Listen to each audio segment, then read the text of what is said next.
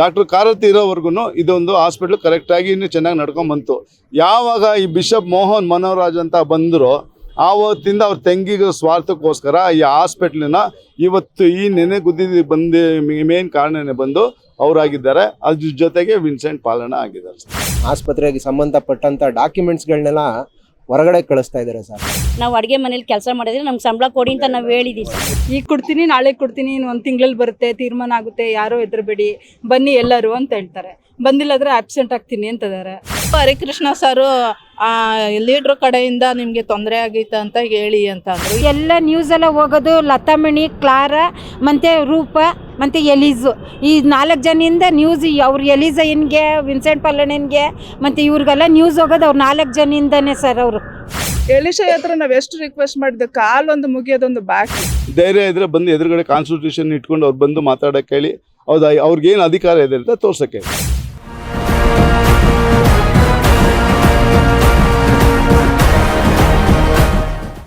ನಮ್ಮದು ಪ್ರಾಪರ್ಟಿ ಇದು, hospital property ಯಾವುದೇ ನಮ್ಮ ಇದೆಲ್ಲ ಪ್ರಾಪರ್ಟಿ ಬಂದು ನಮ್ಮ ಮೇಲೆ ಇರೋಂಥ church of south India trust association ಎಂಬ ಸಂಸ್ಥೆಗೆ ಸೇರಿದಂಥ ಆಸ್ತಿಯಾಗಿದೆ. ಇಲ್ಲಿ CSI ಅಂತ ಹೇಳೋದು ಒಂದು ಆರಾಧನೆ ಮಾಡೋಂಥ ಕ್ರಮ ಅಷ್ಟೇ. ಅವ್ರಿಗೆ ಯಾವುದೇ CSI ಯಾವುದೇ ರೀತಿಯಾದ ಎಲ್ಲೂ ಗೌರ್ಮೆಂಟಲ್ಲಿ ಎಲ್ಲೂ ರಿಜಿಸ್ಟರ್ ಆಗಿಲ್ಲ. ರಿಜಿಸ್ಟರ್ ಆಗಿರೋದು ಕಂಪ್ನೀಸ್ ಆ್ಯಕ್ಟ್ ಪ್ರಕಾರ church of south India trust association ಚೆನ್ನೈಯಲ್ಲಿ ರಿಜಿಸ್ಟರ್ ಆಗಿರೋಂಥ ಕಂಪನಿ ಇದು. ಎಲ್ಲ ಕಾರ್ಮಿಕರು ಎಲ್ಲ ಏನೇ ಮಾಡಬೇಕಂದ್ರೆ ಇದೆಲ್ಲ ಬಂದು ಟ್ರಸ್ಟ್ ಕಂಪನಿ ಆ್ಯಕ್ಟ್ ಪ್ರಕಾರನೇ ಇದು ಕೆಲಸ ಮಾಡಬೇಕು. ಮಧ್ಯದಲ್ಲಿ ಇವ್ರು ಏನು ಮಾಡಿದ್ದಾರೆ, 1963 ಚರ್ಚ್ ಆಫ್ ಸೌತ್ ಇಂಡಿಯಾ ಅಂತ ಹೇಳ್ಬಿಟ್ಟು ಅವ್ರದ್ದೇ ಆದಂಥ ರೆಸೊಲ್ಯೂಷನ್ನು, ಅವ್ರದ್ದೇ ಆದಂಥ ಕಾನ್ಸ್ಟಿಟ್ಯೂಷನ್ ತಂದಿದ್ದಾರೆ. ಇದುವರೆಗೂ ಅದು ರಿಜಿಸ್ಟರ್ ಆಗಿಲ್ಲ. ರಿಜಿಸ್ಟರ್ ಆಗಿರೋದು ಒಂದೇ article of association, memorandum of article, registered under the companies act in Chennai 1947 ಅದು ರಿಜಿಸ್ಟರ್ ಆಗಿದೆ. ಕಾನೂನು ರಾತ್ರಿಯಾಗಿ ಎಲ್ಲ ಕಾನೂನು ರೀತಿಯಾಗಿ ನಡಿಬೇಕು ಅನ್ನೋದಾದರೆ ಎಲ್ಲ ಒಂದು article of association, memorandum of article ನಡಿಬೇಕು. ಇಲ್ಲಿ ಏನಾಗಿದೆ ಅಂತ ಅಂದರೆ 1973-74 ಇಸ್ವಿಯಲ್ಲಿ the Mary Calvert Holdsworth memorial hospital ಅಂತೇಳಿ ಮೈಸೂರು ಸೊಸೈಟೀಸ್ ಆ್ಯಕ್ಟ್ ರಿಜಿಸ್ಟ್ರೇಷನ್ ಪ್ರಕಾರ ಇಲ್ಲಿ ಸಪ್ರೇಟಾಗಿ ಇವರು ಸೊಸೈಟಿಯಾಗಿ ನೋಂದಣಿ ಮಾಡಿಕೊಂಡ್ರು. ಅದು ತದನಂತರ 2018ವರೆಗೂ ಕ್ರಮಬದ್ಧವಾಗಿಯೇ ಆ ಸೊಸೈಟಿ ಅಂಡರ್ ಆ್ಯಕ್ಟಲ್ಲಿ ನಡ್ಕೊಂಡು ಬರ್ತಾಯಿದ್ರು. ಡಾಕ್ಟರ್ ಕಾರತಿ ಇರೋವರೆಗೂ ಇದೊಂದು ಹಾಸ್ಪಿಟ್ಲ್ ಕರೆಕ್ಟಾಗಿ ಇನ್ನೂ ಚೆನ್ನಾಗಿ ನಡ್ಕೊಂಡು ಬಂತು. ಯಾವಾಗ ಈ ಬಿಷಪ್ ಮೋಹನ್ ಮನೋರಾಜ್ ಅಂತ ಬಂದರು ಆವತ್ತಿಂದ ಅವ್ರ ತಂಗಿಗೆ ಸ್ವಾರ್ಥಕ್ಕೋಸ್ಕರ ಈ ಹಾಸ್ಪಿಟ್ಲಿನ ಇವತ್ತು ಈ ನೆನೆ ಗುದ್ದಿ ಬಂದು ಮೇನ್ ಕಾರಣನೇ ಬಂದು ಅವರಾಗಿದ್ದಾರೆ. ಅದ್ರ ಜೊತೆಗೆ ವಿನ್ಸೆಂಟ್ ಪಾಲನ ಆಗಿದ್ದಾರೆ ಸರ್. ಈಗ ನಮ್ಮದು ನಿನ್ನೆ ಸುಪ್ರೀಂ ಕೋರ್ಟ್ ಆರ್ಡರ್ಸ್ ಆಗಿದೆ ಸರ್. ಈಗ ಸುಪ್ರೀಂ ಕೋರ್ಟ್ ಆರ್ಡರ್ ಆಗಿರೋದ್ರಿಂದ ಈಗ ಚೆನ್ನೈಯಲ್ಲಿ ಅಡ್ಮಿನಿಸ್ಟ್ರೇಟರ್ಸ್ನೆಲ್ಲ ಅಪಾಯಿಂಟ್ಮೆಂಟ್ ಮಾಡಿದ್ದಾರೆ. ಮತ್ತು ನಾವು ಇಲ್ಲಿ ಮುಂಚೆ ಕೆಲಸ ಮಾಡ್ತಾ ಇರೋ ಡಾಕ್ಟರ್ಸ್ಗಳು, ರಿಟೈರ್ಡ್ ಸ್ಟಾಫ್ಗಳು ಇವ್ರನ್ನೆಲ್ಲನೂ ಕನ್ಸಲ್ಟ್ ಮಾಡಿದ್ದಾರೆ. ಎಲ್ಲರೂ ಬಂದು ಫ್ರೀಯಾಗಿ ನಾವು ಕೆಲಸ ಮಾಡಿಕೊಡ್ತೀವಿ, ಹಾಸ್ಪಿಟ್ಲಲ್ಲಿ ನಾವು ಮುಂಚೆ ಹೆಂಗಿತ್ತು ಹಂಗೆ ಮಾಡೋಕ್ಕೆ ನಾವು ಸಹಾಯ ಮಾಡ್ತೀವಿ ಅಂತ ಹೇಳಿದ್ದಾರೆ. ಆ ಒಂದು ಪ್ರತಿಕ್ರಿಯೆ ನಡೀತಾ ಇದೆ. ಧೈರ್ಯ ಇದ್ದರೆ ಬಂದು ಎದುರುಗಡೆ ಕಾನ್ಸ್ಟಿಟ್ಯೂಷನ್ ಇಟ್ಕೊಂಡು ಅವ್ರು ಬಂದು ಮಾತಾಡೋಕ್ಕೆ ಹೇಳಿ. ಹೌದಾ, ಅವ್ರಿಗೇನು ಅಧಿಕಾರ ಇದೆ ಅಂತ ತೋರ್ಸೋಕ್ಕೆ ಸರ್. ಈಗ ನೀವೇನೇ ಅಧಿಕಾರಿಗಳು, ನಿಮ್ಮದೇ ಹಾಸ್ಪಿಟ್ಲು, ನೀವೇ ಮ್ಯಾನೇಜ್ಮೆಂಟು, ನೀವೇ ಬೋರ್ಡ್ ಅಂತ ಹೇಳುವಾಗ ವರ್ಕರ್ಸ್ಗೆ ಯಾಕೆ ಸರ್ ನೀವು ಎದುರ್ಕೊಳ್ಬೇಕು? ವರ್ಕರ್ಸ್ ಏನು ಸರ್ ಕೇಳ್ತಿರೋದ್ರೆ, ನೀವು ಪ್ರಾಮಾಣಿಕವಾಗಿ ಅವರು ಸಂಬಳದಲ್ಲಿ ನೀವು PF ಕಟ್ ಮಾಡಿದ್ದೀರಾ, ಆ PF ನೀವು ತೊಗೊಂಡೋಗಿ ಕಟ್ಟಿದ್ದೀರಾ. ಈಗ ಅವ್ರಿಗೆ ಕಷ್ಟ ಸಮಯದಲ್ಲಿ ಅವ್ರಿಗೆ PF ದುಡ್ಡು ಬೇಕು. ಆ PF ನೀವು ಹಣ ಕಟ್ಟಿದ್ದಿದ್ರೆ ಅವ್ರು ಹೆಂಗೋ ಈ ಜೀವನ ಮಾಡ್ಕೊತಿದ್ರಲ್ಲ.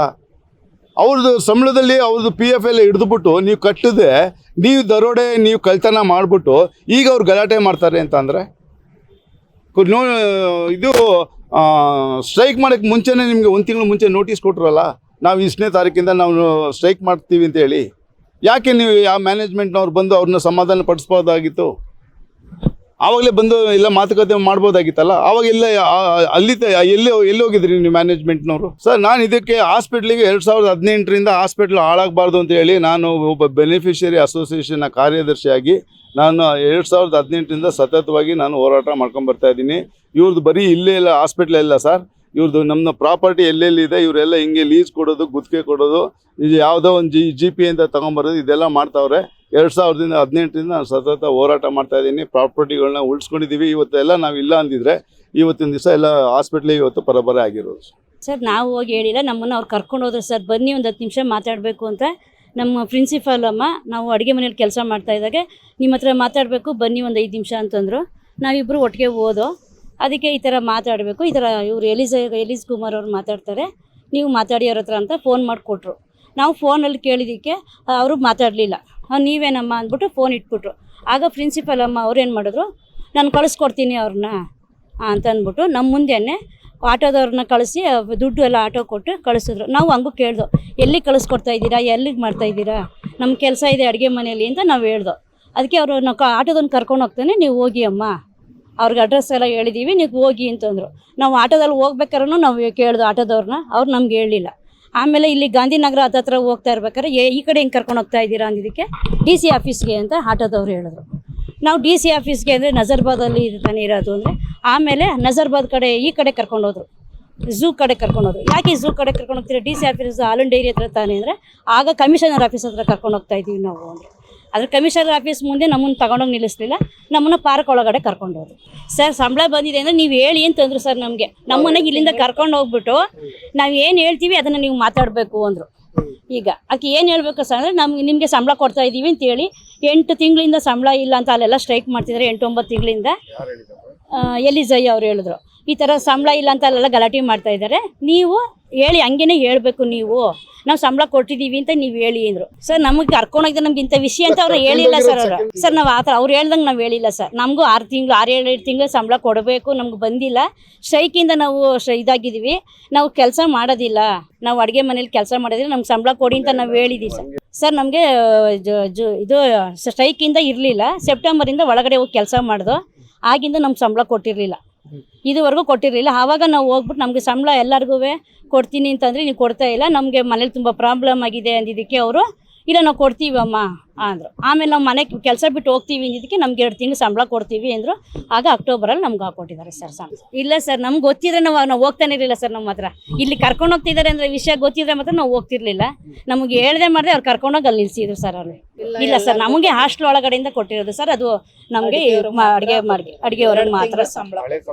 ಅದು 2 ತಿಂಗಳು ಮಾತ್ರ ಕೊಟ್ಟಿದ್ದಾರೆ ಸರ್. ಅದೇ ಪ್ರಿನ್ಸಿಪಾಲ್ ಅವರು ಕರೆದ್ಬಿಟ್ಟು ನಾವು ಇಬ್ಬರು ಜೊತೆಲೇ ಓದೋದಕ್ಕೆ ನಿಮ್ಮ ಜೊತೆ ಸ್ವಲ್ಪ ಮಾತಾಡಬೇಕು ಬನ್ನಿ ಅಮ್ಮ ಅಂತಂದರು. ಆಗ ಎಲ್ಲಿಗೆ ಅಂತಲೂ ಇವ್ರು ಕೇಳಿದ್ರು. ಇಲ್ಲ ಅವ್ರು ಮಾತಾಡಿ ಕಳಿಸ್ತಾರೆ, ನೀವು ಹೋಗಿದ್ದು ಬನ್ನಿ ಅಂತ ಹೇಳಿದ್ರು. ಆವಾಗ ನಾವು ಹಂಗೂ ಇದು ಮಾಡಿದೆ, ಇಲ್ಲ ಆಟೋಗೆ ಹೇಳಿರ್ತಾರೆ ನೀವು ಹೋಗಿ ಅಂತ ಆಟೋ ಹತ್ತಿಸ್ಬಿಟ್ಟು ಕಳಿಸ್ಬಿಟ್ಟು ಅಲ್ಲಿ ಹೋಗಿ ಕೇಳಿದ್ಕೆ ನೀವು ಸಂಬಳದ್ದು ಇದು ಮಾಡಿ ಹೇಳಿ ಅಂತ ಅಂದರು. ಹಾಗೆ ನಮಗೆ 2 ತಿಂಗಳಿಂದ ಸ್ಟ್ರೈಕಿಂದ ಮುಗಿಸ್ಕೊಂಡು ಒಳಗಡೆ ಹೋಯ್ತಲೇ ನಮಗೆ ತೆಗ್ದಾಕ್ಬಿಟ್ಟಿದ್ರು 2 ತಿಂಗಳು. ಆಮೇಲೆ ನಮ್ಮ ಕಷ್ಟ ಅಂತ ಹೇಳಿದ್ಕೆ ನಮಗೆ ತಗೊಂಡು 2 ತಿಂಗಳು ಸಂಬಳ ಕೊಟ್ಟಿದ್ದಾರೆ ಅಂತ ನಾವು ಹೇಳಿದ್ದು ಸರ್. ಅವತ್ತು ಕರ್ಕೊ ಹೋಗಿದ್ದು ಮೇಡಮೇ ಕಳಿಸಿತ್ತು, ನಮ್ಗೆ ಯಾರು ಕರ್ಕೊ ಹೋಗಿತ್ತಲ್ಲ ಅವರು ಆಟೋ ಹತ್ತಿಸ್ಬಿಟ್ಟು ನಮ್ಗಿಂತೆ ಜಾಗ ಅಂತಾನೆ ಹೇಳಲಿಲ್ಲ ಸರ್. ಅವರು ಕರ್ಕೊ ಹೋಗ್ತಾರೆ ನೀವು ಹೋಗಿ ಅಲ್ಲಿಗೆ ಅಂತ ಅಂದರು. ಸ್ವಲ್ಪ ಒಂದು 5 ನಿಮಿಷ ಏನೂ ಇಲ್ಲ ಸರ್. ಇಲ್ಲ ಸರ್. ಹಂಗೂ ಹರಿಕೃಷ್ಣ ಸರು ಲೀಡ್ರ್ ಕಡೆಯಿಂದ ನಿಮಗೆ ತೊಂದರೆ ಆಗಿತ್ತು ಅಂತ ಹೇಳಿ ಅಂತ ಅಂದರು. ಇಲ್ಲ ನಮ್ಗೆ ಯಾರ ಕಡೆಯಿಂದ ಏನೂ ತೊಂದರೆ ಆಗಿಲ್ಲ ಅಂತ ಹೇಳಿದ್ದು ಸರ್. ನಮ್ಮ ಹೆಸರು ಪಲ್ಲವಿ ಸರ್. ಇಲ್ಲಿ 18 ವರ್ಷದಿಂದ ಕೆಲಸ ಮಾಡ್ತಾ ಇದ್ದೀನಿ, ಸಲತ್ ಮೇರಿ ಅಂತ. ಇಲ್ಲಿ ಲತಾಮಣಿ ಮತ್ತು ರೂಪ ಮತ್ತು ಕಾರ ಮತ್ತು ಇವಳು ಎಲಿಜಾ ಅಂತವ್ರೆ ಸರ್. ಏನಾರ ಹೋಗಿ ಕೇಳೋಕೆ ಹೋದರೆ ಅವರೇ ಬರಬೇಕು, ಎಲಿಜಯ್ಯ ಅವ್ರು ಬರಬೇಕು. ಮೆಡಿಷನ್ ಕೇಳೋಕೆ ಹೋದ್ರೂ ಮೆಡಿಷನ್ PF ಹಿಡಿತಾರೆ ಸರ್. PF ES ಎಲ್ಲ ಹಿಡಿತಾರೆ. ES ಅಲ್ಲಿ ಹೋಗಿ ಕೇಳಿದ್ರೆ ನಿಮ್ಮ ES ದುಡ್ಡು ಕಟ್ತಾ ಇಲ್ಲ. ಈಗ ಇವತ್ತು ಹೋಗಿ ಸ್ಲಿಪ್ ಕೊಟ್ಟಿದ್ದಕ್ಕೆ ಅವಳು ಹೇಳ್ತಾಳೆ ಲತಾಮಣಿ, ನಮ್ಮ ಹತ್ರ ಯಾವ್ದು ಇದೂ ಇಲ್ಲ, ಮೆಡಿಷನ್ ಇಲ್ಲ, ಅವರೇ ಬರಬೇಕು, ಎಲಿಜಯ್ಯ ಬರಬೇಕು, ಮತ್ತು ವಿನ್ಸೆಂಟ್ ಪಲ್ಲಣ್ಣ ಬರಬೇಕು ಅಂತ ಹೇಳ್ತಾರೆ ಸರ್. ತುಂಬ ಹುಷಾರಿಲ್ಲ ಸರ್, ಎದೆ ನೋವುಗಿಂತನೂ ಹುಷಾರಿರಲಿಲ್ಲ. ಇವತ್ತು ಮೊನ್ನೆಯಿಂದ ಕೆಲ್ಸಕ್ಕೆ ಬರ್ತಾ ಇದ್ದೀನಿ. ಆಗ ಹೋಗಿ ಕೇಳಿದ್ ನಮ್ಮ ವರ್ಕರ್ಸ್ ಎಲ್ಲ ಹೋಗಿ ಕೇಳಿದ್ದಕ್ಕೆ ಮೆಡಿಷನ್ ಇಲ್ಲ, ನಾನು ಏನು ಮಾಡಲಿ ಅಂತ ಅವರೇ 200 ರೂಪಾಯಿ ಕೊಟ್ಟವ್ರೆ ಸರ್. 200 ರೂಪಾಯಿ ಕೊಟ್ಟವ್ರೆ. 200 ರೂಪಾಯಿಗೆ ಯಾವ ಮೆಡಿಷನ್ ಬರ್ತದೆ ಸರ್? ಹೊರಗಡೆ ಪೇಷಂಟ್ ಬರ್ತಾರೆ ಹೋಗ್ತಾರೆ ಸರ್. ನಮ್ಮ ಹತ್ರ PF ES ಇಂದ ಹಿಡಿತಾರೆ. ESಗೆ ಹೋಗಿ ಕೇಳಿದ್ರೆ ಇಲ್ಲವೇ ಇಲ್ಲ ಅಂತಾರೆ. ಇದ್ರ ಮೇನು ಎಲ್ಲ ನ್ಯೂಸೆಲ್ಲ ಹೋಗೋದು ಲತಾಮಣಿ, ಕ್ಲಾರಾ ಮತ್ತು ರೂಪ ಮತ್ತು ಎಲೀಸು, ಈ 4 ಜನಿಂದ ನ್ಯೂಸ್. ಅವ್ರು ಎಲಿಜಯ್ಯನ್ಗೆ, ವಿನ್ಸೆಂಟ್ ಪಲ್ಲಣ್ಣನಿಗೆ ಮತ್ತು ಇವ್ರಿಗೆಲ್ಲ ನ್ಯೂಸ್ ಹೋಗೋದು ಅವ್ರು 4 ಜನಿಂದನೇ ಸರ್. ಅವರು ನರ್ಸಿಂಗ್ ಸೂಪ್ರೆಂಟ್ ಹತ್ರನೇ ಸೈನ್ ಮಾಡ್ತಾ ಇದ್ದೀವಿ.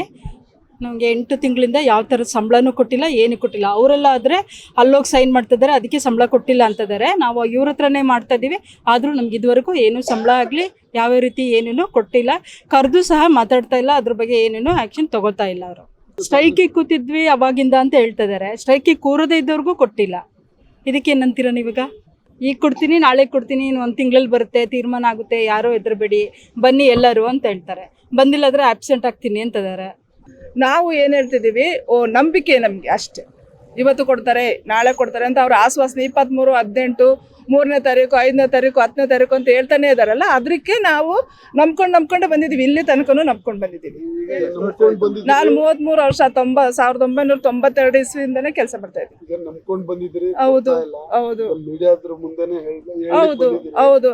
ಎಲಿಶಾ ಹತ್ರ ನಾವು ಎಷ್ಟು ರಿಕ್ವೆಸ್ಟ್ ಮಾಡಿದ್ವಿ, ಕಾಲೊಂದು ಮುಗಿಯೋದೊಂದು ಬಾಕಿ. ಎಲ್ಲರ ಹತ್ರನೂ ರಿಕ್ವೆಸ್ಟ್ ಮಾಡಿದ್ದೀವಿ, ಆದರೆ ಯಾರನ್ನು ಆಶ್ವಾಸನೆ ಕೊಟ್ಟಿದ್ದಾರೆ. ಈವನ್ ಮಾರ್ಚ್ 31 ತನಕ ಲಾಸ್ಟ್ ಡೇಟನ್ನು ಕೊಟ್ಟರು. ಕೊನೆಗೆ ಏಪ್ರಿಲ್ ಮುಗ್ದೈತು, ಮೇ ಬಂತು. ನಮ್ದು ಅಪ್ಡೇಟ್ ಬೇಕಂದ್ರೆ ರಿಜಿಸ್ಟ್ರೇಷನ್ ಇದೆ. ಮುಂದೆನೂ ಕೊಡ್ಲಿಲ್ಲ ಅಂದ್ರೆ ನಿಮ್ಮ ತೀರ್ಮಾನ ಏನು? ಮುಂದೆ ಕೊಟ್ಟಿಲ್ಲ ಅಂತ ಹೇಳಿದ್ರೆ ಯಾರಾದರೂ ನಮಗೆ ನಮ್ಮ ಲೀಡರ್ಸ್ ಇದ್ದಾರೆ, ಅವರು ನಮಗೆ ಎಲ್ಲ ರೀತಿಯೂ ಸಹಾಯ ಮಾಡ್ತಾ ಇರೋದು. ಸಹಾಯ ಮೀನ್ಸ್ ಅವ್ರಿಗೆ ನಮಗೆ ಪ್ರತಿಯೊಂದು ವಿಚಾರದಲ್ಲೂ ನಮಗೆ ಅಪ್ಡೇಟ್ ಮಾಡ್ತಾ ಇದ್ದಾರೆ. ಅವ್ರು ಏನು ಮಾಡಬೇಕು ಅವರು ಆಲೋಚನೆ ಮೇರೆಗೆ ನಾವು ಒಪ್ಪಿಕೊಂಡಿದ್ದೀವಿ. ಪ್ರಭಾಕರ್, ಇಲ್ಲಿ ಒಂದು 32 ವರ್ಷದಿಂದ ನಾನು ಕೆಲಸ ಮಾಡ್ತಾ ಇದ್ದೀನಿ.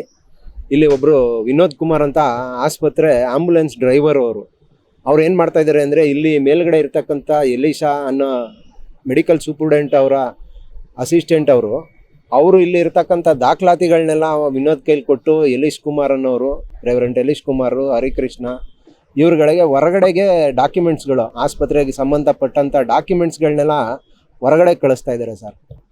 ನೀವು ಮುಂದೆ ಹಿಂದೆ ಇದ್ದಂಥ ನಡೆದಿದೆ ಒಂದು ಘಟನೆ ಏನು ಅಂತಂದರೆ, ಅಗಸ್ಟಿನ್ ಅನ್ನೋರು ಅವರು ಪ್ರಾಪರ್ಟಿ ಸೆಕ್ರೆಟರಿ ಆಗಿರ್ತಾರೆ. ಅವ್ರ ಮನೆಗೆ ಈ ವಿನೋದ್ ಕುಮಾರ್ ಅನ್ನೋನು ಹೋಗಿ ಸುಳ್ಳು ದಾಖಲಾತಿಗಳನ್ನ ಅವ್ರ ಮನೇಲಿಟ್ಟು, ಇವರು ಹಾಸ್ಪಿಟ್ಲು ಡಯಾಸಿಸ್ ವಿರುದ್ಧ ಇವರು ಸುಳ್ಳು ದಾಖಲಾತಿಗಳನ್ನ ಸೃಷ್ಟಿ ಮಾಡ್ಕೊಂಡು ಇವರು ಇದು ಮಾಡ್ತಾ ಇದ್ದಾರೆ ಅಂತ ಅವ್ರಿಗೆ ಸುಳ್ಳು ಕಂಪ್ಲೇಂಟ್ಗಳು, FIRಗಳನ್ನ ಹಾಕ್ಸಿರ್ತಾರೆ.